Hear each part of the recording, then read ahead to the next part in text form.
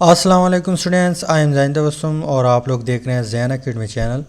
तो आज की इस वीडियो में हम डिस्कस करेंगे method for removal of permanent hardness of water. मतलब जो हार्ड वाटर है उसको हम किन मेथड से रिमूव कर सकते हैं। लेकिन मेथड से पहले मैं एक बात क्लियर करना चाहता हूँ। यहाँ पे अगर आप लोग गौर कर ले, यहाँ पे वर्ड्स लगा हुआ है परमानेंट हार्डनेस। अगर परमानेंट हार्डनेस लफ्ज़ लगा हुआ है तो परमानेंट का मतलब ये होता है कि वो चीज़ आप लोग फिर चेंज नहीं कर सकते, यानी मुस्तकिल तौर पर हार्डनेस वाटर है, उसको आप किसी भी मेथड से रिमूव नहीं कर सकते। लेकिन यहाँ पे ये मिसलीडिंग है, क्योंकि हम परमानेंट हार्ड वाटर भी जो है उसको भी साफ़ कर सकते हैं, उसकी जो हार्डनेस है उसको रिमूव कर सकते हैं, ऐसे मेथड है। तो इट मीन्स कि ये मिसलीडिंग है। लेकिन मैंने आप लोगों को प्रीवियस वीडियो में बताया था कि यहाँ पे जो नाम दिए हुए हैं परमानेंट हार्ड वाटर और टेम्पररी हार्ड वाटर, ये on the basis of boiling point पे दिया हुआ है। जो टेम्पररी हार्ड वाटर है उसको हम रिमूव कर सकते हैं बॉयल करने से, लेकिन यहाँ पे जो परमानेंट हार्ड वाटर है उसकी जो हार्डनेस है उसको हम बॉयल करने से रिमूव नहीं कर सकते। ठीक, अब दूसरी बात ये, मेथड से पहले दूसरा पॉइंट ये है कि जो हार्डनेस है परमानेंट हार्डनेस, वो वाटर किस की वजह से बनती है। वो बनती है, एक है कैल्शियम क्लोराइड, यानी कैल्शियम क्लोराइड जो है ये जब वाटर में डिज़ाल्व हो जाए तो ये आपको कैल्शियम आयन देगा और आपको 2 क्लोरीन आयन देंगे। ठीक, यानी इस फॉर्म में कैल्शियम क्लोराइड जो साल्ट है ये जब वाटर में डिज़ाल्व हो जाए, अब वाटर में ये आयन पड़े हैं तो इट मीन्स कि ये वाटर फिर हार्ड वाटर है। लेकिन कौन सा किस्म है? परमानेंट हार्ड वाटर है। इस तरह मैग्नीशियम क्लोराइड जो है ये जब डिज़ाल्व हो जाए तो आपको मैग्नीशियम आयन देगा और साथ साथ आपको 2 क्लोरीन आयन भी देंगे। इसी तरह कैल्शियम सल्फेट जो है ये जब डिज़ाल्व हो जाए वाटर में तो ये आपको कैल्शियम आयन देगा और सल्फेट आयन देगा। इस तरह अगर मैग्नीशियम सल्फेट हो तो मैग्नीशियम आयन देगा और साथ साथ आपको सल्फेट आयन देगा। तो कहने का मतलब ये है कि ये 4 साल्ट जब वाटर में डिज़ाल्व हो जाए तो इसकी वजह से जो हार्डनेस बनती है वो परमानेंट हार्डनेस है। क्या है? Permanent hardness. अब ये आयन मान लो वाटर में मौजूद है, अब इस आयन को हम रिमूव करेंगे किसी भी मेथड से। तो यहाँ पे जो फर्स्ट वन मेथड है उसको आप लोग नोट करें, यहाँ पे हेडिंग लगाए, by using washing soda. Washing soda जो है इसको हम एक दूसरा नाम भी देते हैं सोडियम कार्बोनेट, जिसका फार्मूला है सोडियम Na2CO3। ठीक, ये क्या है? वॉशिंग सोडा है या सोडियम कार्बोनेट है जिसका फार्मूला ये है। अब मान लो यहाँ पे हमारे पास एक गिलास है। क्या है? गिलास है, इसमें वाटर मौजूद है, लेकिन कौन से वाटर है? परमानेंट हार्ड वाटर है। मतलब कहने का मतलब ये है कि इसमें या तो ये आयन होंगे या ये आयन होंगे या ये आयन होंगे या ये वाले आयन होंगे। तो हम क्या करते हैं, यहाँ पे जो सोडियम कार्बोनेट है वो यहाँ पे ऐड करते हैं ताकि इसकी जो हार्डनेस है वो ख़त्म हो जाए। तो ये सोडियम कार्बोनेट क्या करता है? सोडियम कार्बोनेट इस तरह कारोबार करता है इस वाटर में कि मान लो आपके पास क्या है? कैल्शियम क्लोराइड है, CaCl2, ये आयोनाइज हो चुका है और इसकी वजह से वाटर हार्ड बन चुकी है।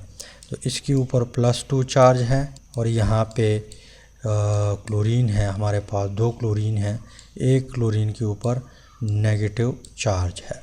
ठीक, अब यहाँ पे जो सोडियम कार्बोनेट है ये भी क्या होगा? स्प्लिट अप होगा, आयोनाइज होगा। इस तरह आयोनाइज होगा कि यहाँ पे जो सोडियम है, एक सोडियम क्या करता है?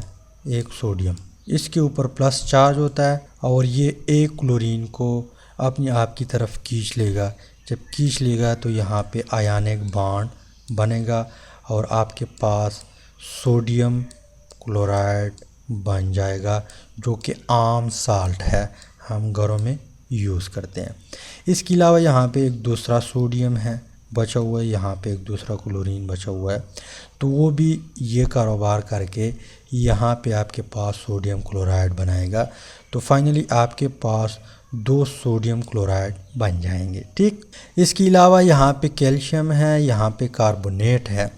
तो कैल्शियम जो है ये CO3 के साथ, कैल्शियम ये CO3 के साथ रिएक्शन करके आपको देगा कैल्शियम कार्बोनेट। अब ये कैल्शियम कार्बोनेट जो है ये हमारे पास क्या है, इनसॉल्युबल है, वाटर में ये इनसॉल्युबल है।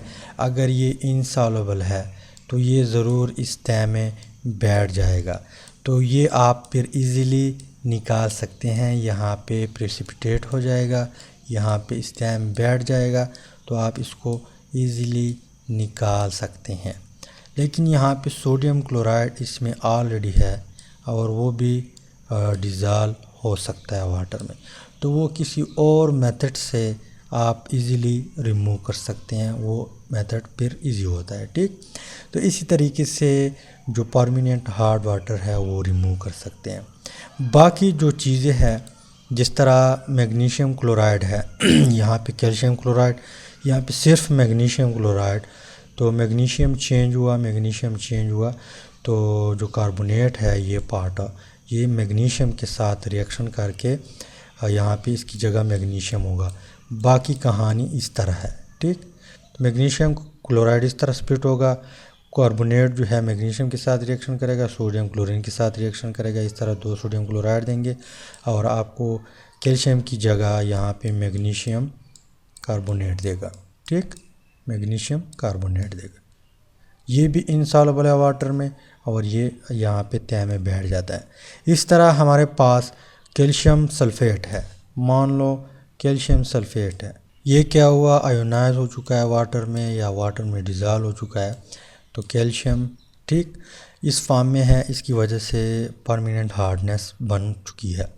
अब यहाँ पे हम क्या करते हैं, जो सोडियम कार्बोनेट है या जो वॉशिंग सोडा है Na2CO3 ये डालते हैं। ये डालने के बाद ये भी आयोनाइज होगा, सोडियम के ऊपर यहाँ पे प्लस चार्ज आ जाएगा, यानी प्लस चार्ज होगा एक सोडियम के ऊपर, एक सोडियम यहाँ पे होगा उसके ऊपर भी प्लस चार्ज होगा, तो माइनस चार्ज और प्लस चार्ज के बीच फोर्स ऑफ अट्रैक्शन होती हैं और यहाँ पे आयनिक बॉन्ड बनता है।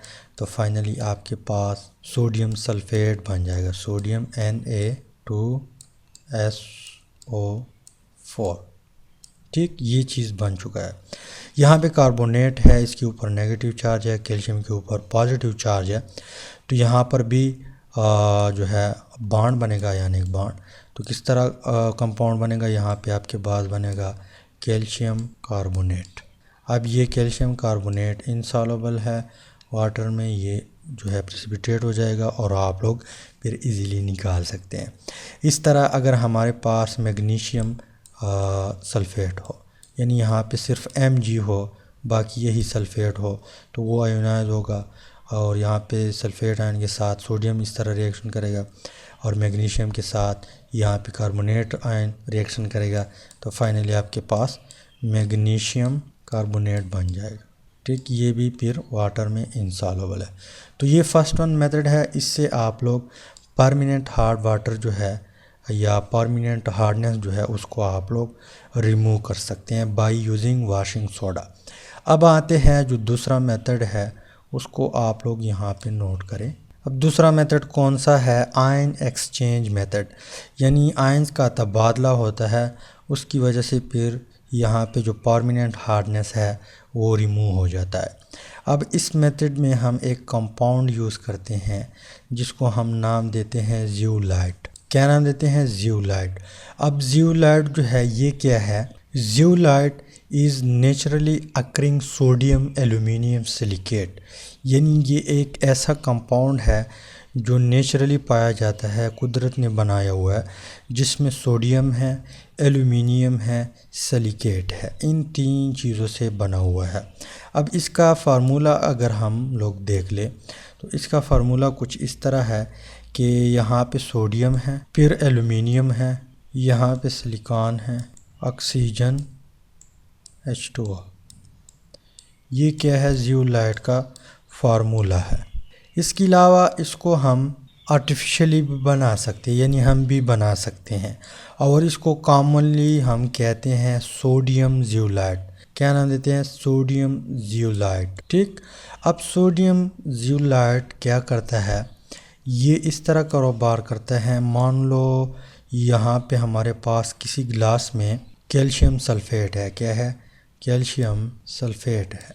ये आयोनाइज हो चुका है, वाटर में डिज़ॉल्व हो चुका है, कैल्शियम के ऊपर प्लस चार्ज आ चुका है, और यहाँ पे जो सल्फेट आयन है इसके ऊपर नेगेटिव चार्ज आ चुका है, मतलब यहाँ पे ये डिज़ॉल्व हो चुका है। अब सोडियम जियोलाइट क्या करता है, सोडियम जियोलाइट हम शॉर्टकट इस तरह लिखते हैं, सोडियम, ये स्प्लिट अप हो जाता है। स्प्लिट अप हो जाता है तो यहाँ पे ये सोडियम सल्फेट के साथ रिएक्शन करके आपको देगा सोडियम सल्फेट, सोडियम। ठीक, और यहाँ पे बाकी जो पोर्शन है जियोलाइट का वो कैल्शियम के साथ रिएक्शन करके आपको कैल्शियम जियोलाइट देगा। या हमारे पास मान लो मैग्नीशियम सल्फेट है। क्या है, मैग्नीशियम सल्फेट है, ये डिज़ॉल्व हो चुका है मैग्नीशियम और सल्फेट आयन में। ठीक, अब जियोलाइट क्या करता है, यहाँ पे जो जियोलाइट में सोडियम है वो इसके साथ रिएक्शन करके आपको देगा सोडियम सल्फेट। क्या देगा, सोडियम, और मैग्नीशियम जियोलाइट बनेगा। यानी मैग्नीशियम के साथ जो ये वाला पार्ट है, ये वाला, ये रिएक्शन करके आपको देगा मैग्नीशियम जियोलाइट।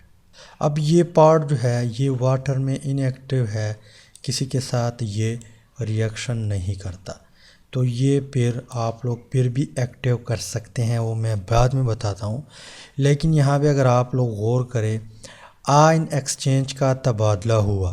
क्या हुआ, यानी जियोलाइट के साथ सोडियम है, इसने ये आयन चेंज किया, इसके साथ मैग्नीशियम लगा या कैल्शियम लगा। इसी तरह यहाँ पे सोडियम के साथ कैल्शियम के साथ सल्फेट लगा हुआ है, मैग्नीशियम के साथ सल्फेट लगा हुआ है। तो सल्फेट ने क्या किया, मैग्नीशियम को चेंज किया, इसकी जगह सोडियम आया। यहाँ पे सल्फेट ने क्या किया, कैल्शियम को चेंज किया, इसकी जगह सोडियम आया। तो इसकी वजह से हम इसको कहते हैं आयन एक्सचेंज मेथड। इसके अलावा यहाँ पे ये फिर इंसॉल्युबल है, ये फॉर्म, ये इनएक्टिव होता है, या ये फॉर्म जो है, कहाँ गया, ये वाला फॉर्म, ये दोनों इनएक्टिव है। इसको हम फिर भी एक्टिव बना सकते हैं अगर हम कॉमन साल्ट स्ट्रांग सॉल्यूशन अगर उसको डालें, सोडियम, यानी हमारे पास कैल्शियम जियोलाइट है Ca, ये वाटर में क्या है, इंसॉल्युबल है, इनएक्टिव है। हम इसको फिर एक्टिव बना सकते हैं ताकि और साल्ट जो है वो चेंज करे, जो आयन एक्सचेंज का अब कारोबार है वो फिर शुरू करे। तो यहाँ पे हम कॉमन साल्ट जो है सोडियम क्लोराइड, उसका स्ट्रांग सॉल्यूशन यहाँ पे डाल देते हैं। तो ये क्या करता है, ये इसके साथ रिएक्शन करके हमें देता है कैल्शियम क्लोराइड। ठीक, और एक हमें देता है सोडियम जियोलाइट, और इस फॉर्म में ये फिर एक्टिव हो जाता है और ये अपना कारोबार दोबारा स्टार्ट कर देता है। तो ये है दूसरा तरीका। फर्स्ट वन तरीका भी हमने डिस्कस किया। उम्मीद करता हूँ वीडियो की समझ आई होगी। अगर समझ आई है वीडियो को लाइक करें, शेयर करें, चैनल को सब्सक्राइब करें। अगर पेज पे आप लोग देख रहे हैं तो पेज को भी लाजमी फॉलो करें ताकि आप लोगों को भी फ़ायदा हो और मुझे भी फ़ायदा हो और एक दूसरे को ग्रो करने में एक दूसरे का साथ दे सके। Finally thanks for watching.